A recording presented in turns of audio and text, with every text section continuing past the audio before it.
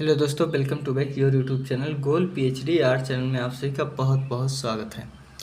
आज भारतीय मूर्तिकला एवं स्थापत्य कला का महामैराथन होने वाला है। राकेश गोस्वामी जी के बुक से ये चीज़ प्रस्तुत किया जा रहा है। तो चलिए, जो लोग नौटंकी करते हैं वो लोग नौटंकी ही करते हैं और पढ़ने वाले पढ़ के आगे निकल जाते हैं। तो हम लोग भी उन नौटंकी वालों में ना शामिल हो, इसलिए पढ़ते हैं। देखिए, बहुवैकल्पिक प्रश्न। पहला प्रश्न है, सिंधु घाटी सभ्यता विकसित हुई। सिंधु घाटी सभ्यता विकसित हुई तो कब हुई थी? 2300 से 1750। 2300 से 1750 में हुई, यानी ऑप्शन बी सही है। हड़प्पा का संबंध है तो हड़प्पा का संबंध इंडस वैली से है, जिससे सिंधु घाटी सभ्यता से है। प्रश्न नंबर 3 है, देखिए क्वेश्चन नंबर 3, कौन सी जगह इंडस वैली सभ्यता से संबंधित नहीं है? आप नहीं देखिएगा। तो देखिए, भीलवाड़ा जो है ये राजस्थान में है, ये यहीं से संबंधित नहीं है। हड़प्पा सभ्यता किसे कहते हैं? हड़प्पा सभ्यता किसे कहते हैं? तो हड़प्पा सभ्यता कहते हैं सिंधु घाटी सभ्यता को ही हड़प्पा सभ्यता कहते हैं। नगरीय सभ्यता का प्रथम उदाहरण कहाँ से प्राप्त हुआ है? तो नगरीय सभ्यता का प्रथम उदाहरण मोहनजोदड़ो सभ्यता से प्राप्त हुआ है। हड़प्पा की खोज सर्वप्रथम किस वर्ष की गई? तो हड़प्पा की खोज सर्वप्रथम कब किया गया था? 1921 में किए थे, दयाराम साहनी जी किए थे। ठीक है, देखिए हम लोग तेजी से केवल उत्तर पर ध्यान देते हुए चलेंगे, क्योंकि बहुत प्रश्न है, 500 के लगभग प्रश्न है। ठीक है, चलिए देखते हैं। सिंधु घाटी की सभ्यता। सिंधु घाटी की सभ्यता के उत्खनन से कौन सा पुरातात्विक संबंधित है? क्या सिंधु घाटी सभ्यता से उत्खनन से संबंधित कौन सा संबंधित है? देखिए, ये है राखलदास बनर्जी। कौन? राखलदास बनर्जी ने सिंधु घाटी सभ्यता की खोज की थी, उत्खनन की थी। ठीक है, इसी से संबंधित है। देखिए, राखलदास बनर्जी मोहनजोदड़ो का किए थे और दयाराम साहनी हड़प्पा का। प्रश्न नंबर 8, सिंधु सभ्यता ज्ञात हुई। क्या सिंधु सभ्यता ज्ञात हुई? तो उत्खनन से, जब खोदा गया वहां पर ईंट मिले तभी तो ज्ञात हुआ। बिल्कुल। निम्नलिखित में से कौन सी सिंधु नदी घाटी की सबसे महत्वपूर्ण विशेषता है? क्या सबसे महत्वपूर्ण विशेषता है? तो वो है नगर नियोजन। क्या? नगर नियोजन, जिसके लिए बहुत प्रसिद्ध है। निम्नलिखित में से कौन सी विशेषता सिंधु घाटी की सभ्यता को विश्व की अन्य समकालीन सभ्यताओं से विशिष्ट बनाती है? तो वो है नगरीय सभ्यता। प्रश्न नंबर 11 हम देखते हैं। देखिए, प्रश्न नंबर 11 है, सिंधु घाटी सभ्यता निम्नलिखित में से किस प्रकृति की है? क्या सिंधु घाटी सभ्यता निम्नलिखित में से किस प्रकृति की है? तो शहरी है। क्या? शहरी। सिंधु सभ्यता, क्या सिंधु सभ्यता में प्राप्त पूर्ण परिपक्व प्रमाणित कितने स्थलों को नगरों की संज्ञा दी गई है? तो देखिए 6 है। देखिए, पूर्ण परिपक्व रहेगा 6 आएगा, और प्रमुख हो रहेगा तो 2 आएगा, मोहनजोदड़ो हड़प्पा। प्रश्न नंबर 13, सिंधु घाटी सभ्यता का स्थल। सिंधु घाटी सभ्यता का स्थल धौलावीरा कौन सी नदी के तट पर है? तो लूनी नदी। क्या? लूनी नदी। देखिए, निम्नलिखित में से कौन सा सिंधु घाटी सभ्यता का स्थल एक नदी बंदरगाह प्रणाली के लिए जाना जाता है? लोथल बंदरगाह के लिए जाना जाता है। तांबे का बत्तख यहाँ से मिला था। सिंधु घाटी की सभ्यता सिंधु नदी के तट पर फली फूली थी। इस नदी का उद्गम स्थल कहाँ से है? तो तिब्बत से है। कहाँ? तिब्बत। आगे हम देख लेते हैं प्रश्न नंबर 16। देखिए, प्रश्न नंबर 16 दिया गया है, सिंधु घाटी सभ्यता से प्राप्त मुद्राओं में कौन सी लिपि प्रयुक्त हुई है? तो हायरोग्लिफिक। क्या? हायरोग्लिफिक लिपि। सिंधु घाटी सभ्यता के मृदभांड किसके द्वारा बनाए गए हैं? तो मृदभांड किसके द्वारा बनाए गए हैं? तो ये चाक से बनाए गए हैं। ठीक है। प्रश्न नंबर 18, देखिए बच्चों, लास्ट वैक्स जिसे सिरे पर्दू कहते हैं, किसे ढालने की प्रक्रिया क्या है? तो देखिए, इसमें कांसा ढाला जाता है। क्या? कांस इसमें ढाला जाता है। ठीक है, हम देखते हैं प्रश्न नंबर 19, सिंधु घाटी सभ्यता या सिंधु सभ्यता से प्राप्त मानव धड़ में चल शरीर के अंग थे, क्योंकि उसमें थी, तो उसमें गोल कोटर थी, क्या गोलाकार कोटर थी, जैसे हम लोग कपड़ों की दुकान पे देखते हैं हाथ वाथ लगाकर एक स्ट्रक्चर बनाकर एक आदमी रहता है उसे पहनाया जाता है, तो उसका हाथ पैर ये सब जो है ना, ये सब एक गोल गोल गोलादार कोठी रखती है जिससे वो ऊपर नीचे हिलाया जा सकता है, ठीक है। गोलाकार पालिशदार लाल बलुआ पत्थर से बना पुरुष धड़, क्या देखिए लाल बलुआ पत्थर से बना है वो भी पुरुष धड़, किस काल का है, तो भैया सिंधु घाटी सभ्यता से ही मिला था। हड़प्पा से प्राप्त नृत्यरत पुरुष, ध्यान देना नृत्यरत एक स्त्री है, यहाँ पुरुष की बात हो रही है, नृत्यरत पुरुष का धड़ निर्मित है तो काला पत्थर से, किससे, काला पत्थर से। हड़प्पा से प्राप्त पुरुष धड़, हड़प्पा से प्राप्त पुरुष धड़ का आधार तल क्या है, तो उच्च चमकदार पत्थर है। हड़प्पा क्या, हड़प्पा स्थल से प्राप्त मानव धड़ जिसे मेल टोर्सो की माप क्या है, तो 9.5 सेंटीमीटर, 5.8 सेंटीमीटर और 3 सेंटीमीटर है, क्या ये मान लो कि 9.5 और 5.8 और 3 सेंटीमीटर। ये प्रश्न नंबर 23 हो गया। आज हम कवर करेंगे लगभग 500 प्रश्न, ठीक है, कितने, लगभग 500 प्रश्न। चलिए देखते हैं। 24 नंबर, सिंधु घाटी की मुद्राओं पर कौन सा पौराणिक पशु अंकित है, देखिए पशु की बात हो रहा था, यूनिक कारण है इसका, एक सिंह वाला है, ठीक है। सिंधु मोहरे जिसे स्टेटाइट से निर्मित है, प्रयुक्त हुई है तो कहाँ है, तो व्यापार के लिए, किस लिए, यूँ मान लीजिए मोहरे किस लिए प्रयुक्त है, व्यापार के लिए बस। मोहनजोदड़ो की नर्तकी बहुत ही क्या है, रूढ़ शैली में है, क्या रूढ़ शैली में है। मोहनजोदड़ो से प्राप्त धातु की नर्तकी का आकार क्या है, तो 10.5 सेंटीमीटर, 2.5, देखिए 2.5 दूनी 5, 5 दूनी 10, लेकिन 10.5 है, ठीक है, ऐसे दे लीजिएगा। अब देखिए 28 नंबर, सिंधु घाटी सभ्यता से प्राप्त धातु की नर्तकी निर्मित है तो कांस्य में है जिसे ब्रांज भी कहते हैं। सिंधु घाटी से प्राप्त नर्तकी की मूर्ति बनाने की प्रक्रिया क्या है, तो लास्ट वैक्स कास्टिंग, क्या लास्ट वैक्स कास्टिंग है। भारतीय वास्तुकला के सबसे प्राचीनतम नमूने पाए गए हैं, यानी सबसे पुराना नमूना कहाँ पाया गया, प्रमाण कहाँ पाया गया है, तो हड़प्पा सभ्यता से। और देखिए सिंधु घाटी की सभ्यता, क्या सिंधु घाटी सभ्यता के मृदभांड या बर्तन हैं, तो मृदभांड किससे, मिट्टी वाला मिला, देखिए पत्थर का बर्तन नहीं मिला है, कांच का तो इम्पॉसिबल है, चीनी मिट्टी नहीं मिला है, तो इसका मिला है, किसका, मिट्टी का। सिंधु घाटी की खुदाई में सर्वप्रथम किस स्थल से पुरावशेष प्राप्त हुए हैं, तो हड़प्पा। देखिए हड़प्पा की खोज कब हुई थी, बताइए, 1921-22 में, 21 में ये हुई थी, 22 में ये हुई थी, ठीक है। देखिए अब हम देखते हैं 33 नंबर प्रश्न, निम्नलिखित में से कौन सिंधु सभ्यता का हिस्सा नहीं है, फिर देख लीजिए हिस्सा नहीं है, तो देखिए काली घाट नहीं है, काली घाट कहाँ प्रसिद्ध है, काली घाट काली माँ के जो है चित्रों के लिए प्रसिद्ध है, जहाँ पटुआ कलाकार कहा जा सकता है, वहाँ पर लोग जो है बनाते थे। काली घाट कहाँ है, पश्चिम बंगाल की, कलकत्ता की काली देवी जी भी कहा जा सकता है। सिंधु सभ्यता की कला, सिंधु सभ्यता की कला, क्या सिंधु सभ्यता की कला की सबसे अधिक जानकारी मिलती है, सिंधु सभ्यता की कला की सबसे अधिक जानकारी मिलती है कहाँ, मोहरों से, कहाँ, मोहरों से। मधुष्ठित विधि जिसे लास्ट वैक्स विधि कहते हैं, किसकी तकनीक है, तो धातु ढलाई की है, किसकी, धातु ढलाई की है। मोहनजोदड़ो से प्राप्त मातृ देवी की प्रतिमा, मोहनजोदड़ो से प्राप्त मातृ देवी की प्रतिमा निर्मित है टेराकोटा से, किससे, टेराकोटा से। मोहनजोदड़ो में विशाल, मोहनजोदड़ो में विशाल स्नान कुंड किस पूर्व दिशा में स्थित है, तो देखिए पूर्व दिशा में स्थित स्तूप किस काल का, मोहनजोदड़ो के विशाल स्नान कुंड की पूर्व दिशा में स्थित स्तूप किस काल का है, तो ये है कुषाण काल का, किस काल का है, तो ये है कुषाण काल का, ठीक है, किस काल का, कुषाण काल का।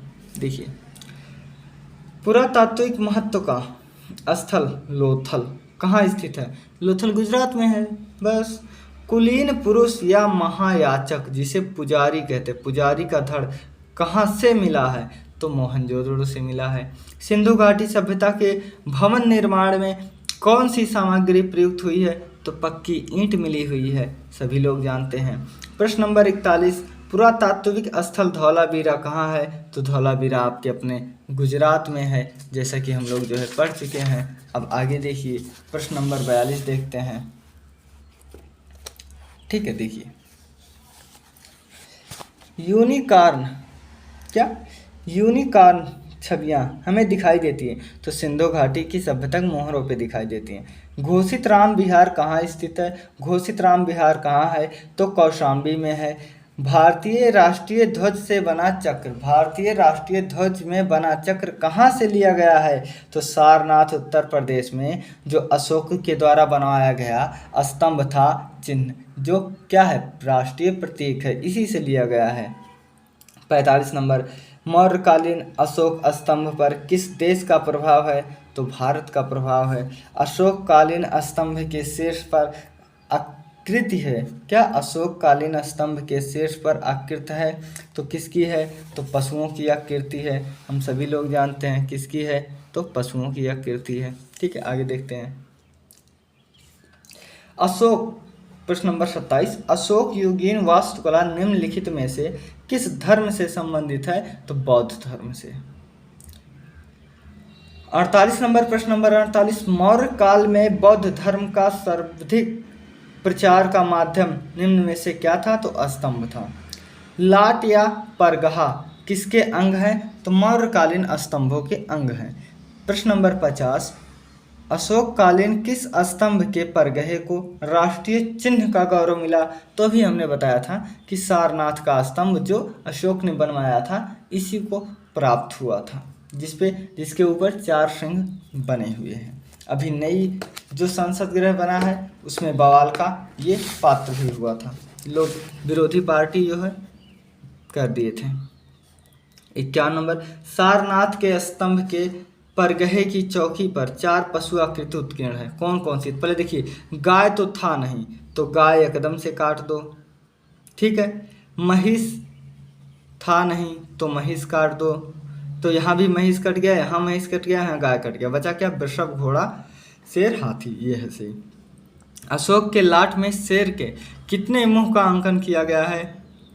तो 4 मुंह का किया गया, जैसे ब्रह्मा जी के 4 मुंह हैं वैसे इनके भी हैं।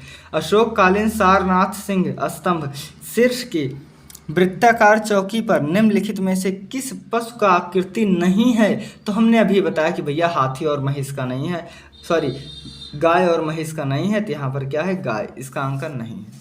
यहाँ तक ठीक है। देखिए 54 नंबर क्वेश्चन, प्रसिद्ध अशोक सिंह शीर्ष, क्या प्रसिद्ध अशोक सिंह शीर्ष कहाँ पर प्रदर्शित है? तो ये सारनाथ संग्रहालय वाराणसी में है, वही वाराणसी जिसे हे राजा हमके बनारस घुमादा, ठीक है, गाने में है, जो इसका अब नाम है, ठीक है, बदला हुआ।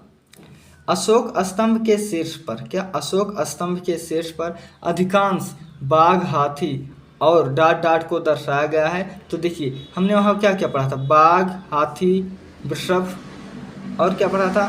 घोड़ा। तो यहाँ पर वृषभ है, क्या वृषभ। अशोक के किस अभिलेख पर मयूर की आकृति है? तो लौरिया नंदनगढ़ में एक है, वहाँ पर मयूर की, कहाँ? लौरिया नंदनगढ़, तो यहाँ सिर्फ नंदनगढ़ दिया है, ठीक है, समझ जाना।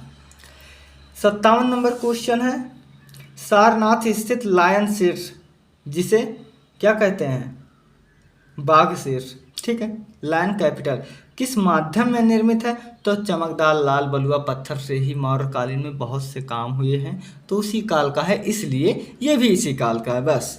रामपुरवा बुल कैपिटल कहाँ स्थापित है? बुल कैपिटल, क्या बुल कैपिटल कहाँ वाला? रामपुरवा वाला। तो राष्ट्रपति भवन नई दिल्ली में, कहाँ? राष्ट्रपति भवन, जहाँ पर आज हमारी मुर्मू जी स्थित हैं, ठीक है, सुशोभित हैं। चलिए आगे देखते हैं, हिलाना भैया।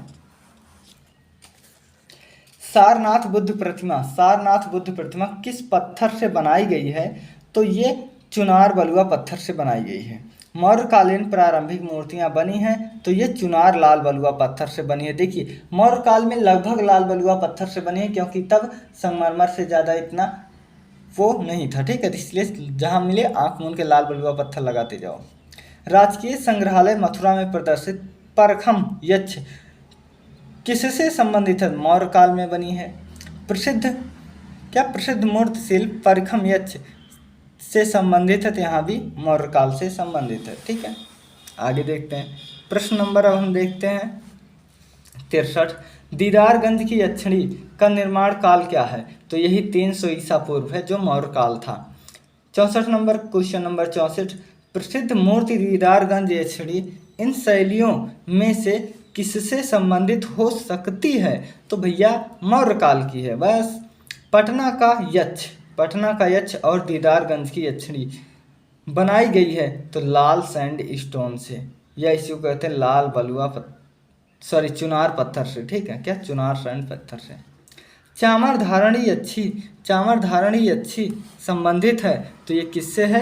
दीदारगंज में जो स्थित है यक्षिणी, उसी से है, ठीक है। आगे देखते हैं। चामर धारणी शिल्प है। क्या? चामर धारणी शिल्प है मौर्यकालीन चौरी धारणी यक्षिणी की मूर्ति निम्नलिखित में से किस माध्यम से निर्मित है? तो लाल बलुआ पत्थर से। भारत के किस वर्तमान प्रांत में सांची का महास्तूप है? क्या? सांची का स्तूप तो मध्य प्रदेश में है। सांची स्तूप किस एक नगर के पास स्थित है? तो भोपाल के पास स्थित है सांची का स्तूप। 71 नंबर प्रश्न, मध्य प्रदेश के रायसेन जिले के पहाड़ियों के शीर्ष पर स्थित स्तूप को किस नाम से जाना जाता है? कहाँ? मध्य प्रदेश में रायसेन, तो ये सांची है। सांची में प्रदर्शित कला व शिल्प किस धर्म से संबंधित है? तो बौद्ध धर्म से संबंधित है। स्तूप किसका प्रतीक है? महापरिनिर्वाण का प्रतीक है। सांची स्तूप पर किस लिपि से संदेश खुदा है? तो ब्राह्मणी लिपि। क्या? ब्राह्मणी लिपि से। भारत का सबसे बड़ा स्तूप है केसरिया। विश्व का आएगा तो जावा स्तूप, ठीक है। आगे देखते हैं।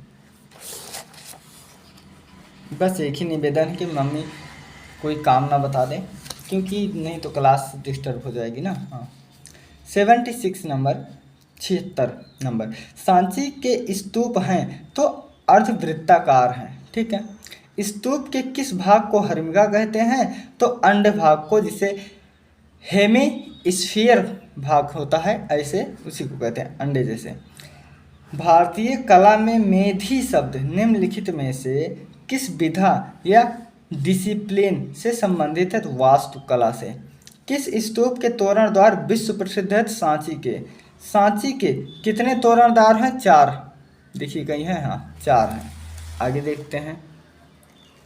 देखिए 81 नंबर क्वेश्चन है, सांची महास्तूप के किस तोरण और बड़ेरी के आगे और पीछे वेशांतर जातक कथा है? तो उत्तर तोरण द्वार के निचली बेड़ी पर। क्या? निचली बड़ेरी पर। तक्षशिला का सबसे महत्वपूर्ण स्तूप कौन सी है? तो धर्मरचिका स्तूप है। 83 नंबर क्वेश्चन, निम्नलिखित में से कौन सा स्तूप संरचना का भाग नहीं है? तो भैया खिड़की कहाँ से आ गई? खिड़की तो हम लोग कहीं नहीं पढ़े, तो खिड़की है। धर्मराजिका स्तूप किस सम्राट ने बनवाया था? तो अशोक के कालीन का भैया अशोक ने बनवाया था। अशोक बनवाएंगे, अशोक के नाती पोता दशरथ बनवाएंगे, यही सब लोग बनवाएंगे ना। देखिए आगे देखते हैं। भारत का राष्ट्रीय चिन्ह आधारित है, तो अशोक लाइन जो सारनाथ वाला है वहीं से है, ठीक, हम लोग पहले ही पढ़ चुके हैं। सम्राट अशोक के काल में निर्मित जिस स्तंभ के परगहे को भारत का राष्ट्रीय चिन्ह घोषित किया गया वो कौन सा है? सारनाथ। कहाँ है भैया? हाँ, सारनाथ का स्तूप, ठीक है। सारनाथ का सिंह स्तंभ किसके शासनकाल में निर्मित हुआ? अशोक के। सारनाथ की सिंह मुखाकृति मौर्य वंश का है। इसका समय क्या है? तो इसका समय 3री सदी, 300 ईसा पूर्व है ना मौर्य काल का समय, 300 ईसा पूर्व से है ना, तो वही है, ठीक है। देखिए अब हम देखते हैं सारनाथ पिलर की ऊंचाई कितनी है? प्रश्न नंबर है 89। सारनाथ पिलर की ऊंचाई क्या है? 2.89 1 मीटर यानी कि 7 फीट की है। 90 नंबर क्वेश्चन है, सारनाथ स्तंभ के 4 शेरों की अभिव्यक्ति को निम्नलिखित में से किसकी संज्ञा दी गई है? तो नेशनल एल्बम की संज्ञा दी गई है। अशोककालीन शिलालेखों को पढ़ने में प्रथम सफलता किसने प्राप्त किया था? जेम्स प्रिंसेप ने। अशोक स्तंभ पर लिखी गई लिपि है ब्राह्मणी लिपि। अशोक स्तंभ किससे बने हैं? तो चुनार सैंडस्टोन से बने हैं। हम लोग जो है 93 प्रश्न पढ़ चुके हैं। देखिए आगे देखिए, भारतीय वास्तुकला में सर्वप्रथम मेहराब युक्त प्रवेश द्वार कहाँ पाया गया है? तो ये लोमस ऋषि गुफा बिहार में। प्रस्तर उत्कीर्ण वास्तुकला का प्रथम साक्ष्य कहाँ मिला है? लोमस ऋषि की गुफा में। बराबर और नागार्जुनी पहाड़ी पर कितनी गुफाओं की नक्काशी की गई है? 7 गुफा। अशोक के पोते दशरथ, अभी हमने कहा था ना, अशोक के पोते दशरथ ने इनमें से किस गुफा का निर्माण कराया? तो गोपिका गुफा का निर्माण कराया।